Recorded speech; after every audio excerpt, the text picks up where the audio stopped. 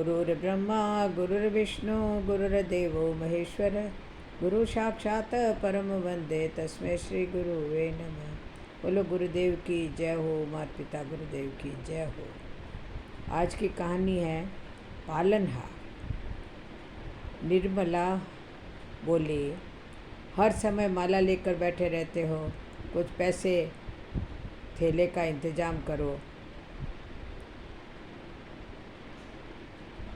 लड़की के लिए लड़का नहीं देखना क्या? निर्मला ने रोज़ की तरह सुबह से ही बड़बड़ाना शुरू कर दिया। ईश्वर पर विश्वास रखो, समय पर सब हो जाएगा। चौबे जी ने अपना गमछा संभालते हुए निर्मला से कहा। ईश्वर तो जैसे घर बैठे ही लड़का भेज देंगे, उनके पास तो कोई काम है नहीं, सिर्फ आपका ध्यान रखने के अलावा, निर्मला ने अपने पति चौबे जी से कहा। अब चौबे जी बोले, अरे क्यों पूरा दिन चकचक करती रहती हो? चौबे जी कभी गुस्सा नहीं होते, वो तो बस पूरा दिन लड्डू गोपाल के बारे में सोचते रहते हैं। निर्मला ने कहा, जयपुर वाली मौसी बता रही थी उनके रिश्तेदारी में एक लड़का है, अब देखकर कब आओगे? चौबे जी बोले, जब जेब में 1000-2000 रुपये होंगे। 2000 रुपये बचते हैं, उन्हें तो आप अपने दोस्तों को उधार दे देते हो, आज तक किसी ने लौटाए हैं क्या? निर्मला ने कहा। तो चौबे जी ने कहा, आज तक किसी चीज़ की कोई कमी हुई है क्या? आगे भी नहीं होगी। ईश्वर की कृपा से तुम तो मुझे भजन भी नहीं करने देती हो। तो निर्मला ने कहा, भजन ही करना था तो शादी क्यों की? अब वो बैठे बैठाए तुम्हारी लड़की की शादी भी कर जाएंगे। हाँ, रहने दो, बस लो थैला पकड़ो और जाओ सब्जी ले आओ। और हाँ, जिस लड़के के बारे में मैंने बात की है उसके बारे में ज़रा सोचना, परसों तुम्हें जाना है। अब थोड़े बहुत पैसों के लिए एफडी तो तोड़वाओगे नहीं, जो यार दोस्तों का उधार दे रखे हैं उनसे ज़रा मांग लो। अब चौबे जी थैला लेकर निकल गए, लेकिन विचार यही है मन में, पैसों का इंतज़ाम कैसे होगा? सब्जी लेने से पहले ज़रा अपने दोस्त से अपने पैसों की बात कर ली जाए। जिस शोरूम में काम करता है वो भी पास ही है। राकेश ने अपने मित्र को देखा तो गले लगा लिया। चौबे जी कैसे आना हुआ? उन्होंने कहा, कुछ ना भैया, कुछ समस्या आन पड़ी है, पैसों की सख्त ज़रूरत है। अपने ही पैसे चौबे जी से ऐसे मांग रहे हैं, चौबे जी ऐसे मांग रहे हैं जैसे उधार मांग रहे हों। राकेश ने कहा, देखता हूँ साहब से मांगता हूँ। 6 दिन पहले ही विदेश से आए हैं, ऐसे 6 शोरूम हैं उनके पास। बातें करके तो मैं बस बता दूँगा। और बताओ ललिया ठीक है, कैसा चल रहा है उसका योगा क्लास? तो उन्होंने कहा, बढ़िया चल रहा है, सुबह 5 बजे जाती है, पूरा 5000 कमाती है। चौबे जी ने बड़े गर्व से कहा, सर्वगुण संपन्न है हमारी लाली।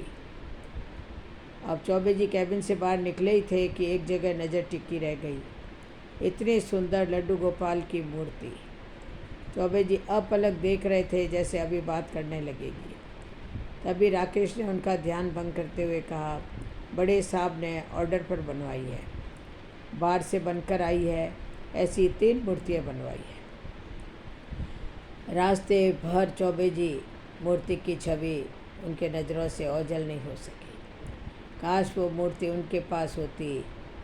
भूल नहीं पा रहे हैं, अगर उनके पास होती तो कैसे निहारते, क्या क्या खिलाते, उनको कैसे नहलाते, क्या क्या खिलाते। पर कब आया, घर कब आया कुछ पता ही नहीं चला। लेकिन घर के सामने इतनी भीड़ क्यों है? गाड़ी तो काफ़ी महंगी लग रही है। अपने घर के दरवाजे में घुसने ही वाले थे कि थैला हाथ से छीनकर निर्मला ने मुस्कुराकर उनका स्वागत किया। उन्होंने पूछा, कौन आया है? अंदर सूट बूट में एक आदमी बैठा है। चौबे जी को देखते ही वह हाथ जोड़कर खड़ा हो गया। राधे राधे, चौबे जी ने कहा। बैठिए, क्षमा कीजिए, मैंने आपको पहचाना नहीं। तो उसने कहा, अरे आप पहचानोगे कैसे, हम पहली बार मिल रहे हैं। उसने बड़ी शालीनता के साथ जवाब दिया। अब चौबे जी ने कहा, जी कहिए, मैं आपकी क्या सेवा कर सकता हूँ? तो उसने कहा दरअसल मैं आपसे कुछ मांगने आया हूँ। चौबे जी ने कहा सीधे सीधे बताइए। और वो सोच में पड़ गए, जाने क्या मांग लें। इतने बड़े आदमी का इतने बड़े आदमी को मुझसे क्या चाहिए।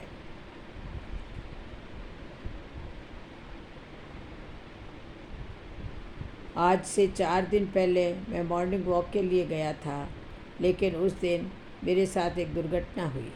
मुझे हार्ट अटैक आ गया। आसपास कोई नहीं था मदद के लिए। मैं कुछ बोल नहीं पा रहा था। तभी एक लड़की स्कूटी पर आती दिखी। मुझे सड़क पर पड़े हुए देखकर उसने अपनी स्कूटी रोकी। अकेली तो मुझे उठा नहीं सकती थी। फिर अपनी स्कूटी से दूर की दुकान पर जाकर एक आदमी को बुला कर लाई। उसकी मदद से उसने मुझे अपनी स्कूटी पर बिठाया और मुझे हॉस्पिटल लेकर आई। अगर थोड़ी भी देर हो जाती शायद मेरा अंत निश्चित था। और वो लड़की और कोई नहीं, आपकी बेटी थी। उस आदमी ने हाथ जोड़ते हुए कहा, अगर आप लायक समझें तो मैं अपने बेटे के लिए आपकी बेटी का हाथ मांगता हूँ। जो अनजान की मदद कर सकती है वो अपने परिवार का कितना ध्यान रखेगी। चौबे जी एकदम जड़ हो गए। विश्वास नहीं कर पा रहे थे कि क्या यह सच में हो रहा है कि मुझे किसी के दरवाजे पर ना जाना पड़े। इस स्थिति से बाहर नहीं निकले थे कि तभी उन्होंने अपने पास रखे हुए बैग में से एक बड़ा सा बक्सा निकाला। इसमें वही मूर्ति थी जिसे आप अभी शोरूम में देख कर आए थे, जो आंखों के सामने से ओझल नहीं हो रही थी। इसे देखते ही मन में ख्याल आया था कि काश मेरे मंदिर में ये होती। ऊपर वाले ने प्रमाणित कर दिया कि मुझे इसका जितना ख्याल है उसे मुझसे ज़्यादा है।